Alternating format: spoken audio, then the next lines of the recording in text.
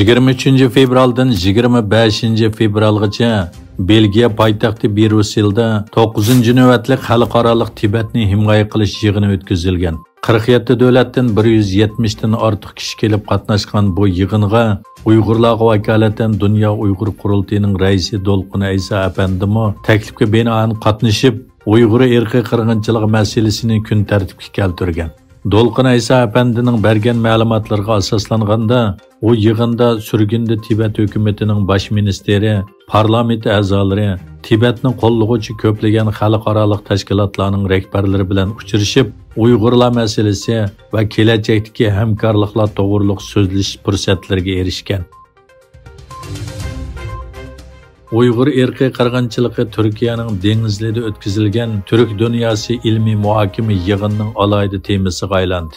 Bo'libmi uzun yillardan buyon Xitoy bilan quyuq hamkorlik, do'stlik, savdo va iqtisodiy munosabat o'rnatgan O'rta Osiyo Turk Jumhuriyatlarining Uyg'urlarga qarshi Xitoy tarafda ekanligi va Uyg'urlarning qirg'inchiligiga inkos qaytarmaganligi bayon qilindi.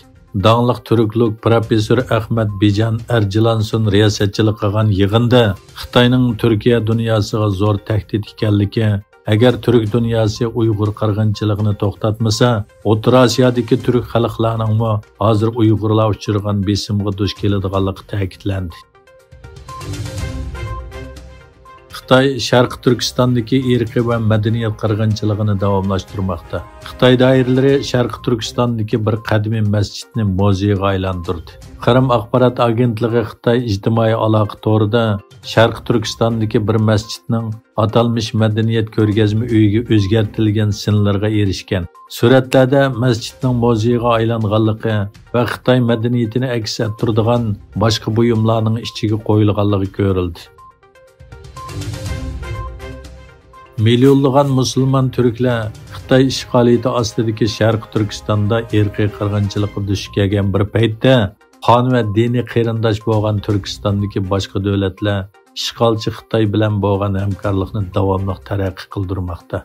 Egilishicha, Qirg'iziston Ministrlar Kengashining raisi Aqilbek Japarov 29 fevral Sharq Turkistonga berib, Xitoy, Qirg'iziston, O'zbekiston temir yo'li to'g'risida suhbat elib boradi ekan.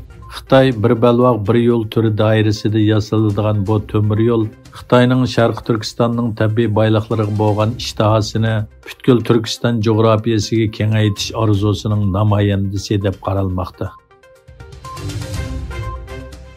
Xitoy mablag' sog'uvchilarning Yevropadagi setib olishi 2012-yildan buyongi eng tuvan saviyaga tushib qolgan bo'lib, bultur aran 119 qitim setib olish bo'lgan. Bir iqtisodiy taftish va maslahat berish shirkati Xitoyning 2023-yili Germaniya va Yevropaga solgan mablag'i nomli dokumentini e'lon qildi. Buningga asosan Yevropadagi shirkat setib olishda Xitoy setib oluvchilarning soni tadrijiy azaymoqda ekan. Yevropadagi Xitoyni asos qilgan shirkatlarning setib olish soni 2022-yildagi 139 dan 2023-yili 119 ga azaygan. Egilishicha, oldingi yili Xitoyda bir mezgil g'oyib bo'lgandan keyin vazifasidan elib tashlangan sobiq tashqi ishlar ministri Qin Gang mamlakatlik xalq qurultiyi a'zoligidan isti'fo bergan. Diqqat qilishga arziydigani, Qin Gang parlament a'zoligidan elib tashlanishining o'rniga isti'fo berish orqali ayrilgan.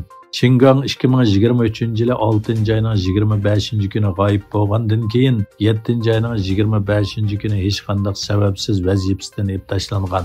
Sobiq ministrga qarata hech qanday qonuniy da'vatga boshlatmadi. Oqibati noma'lum.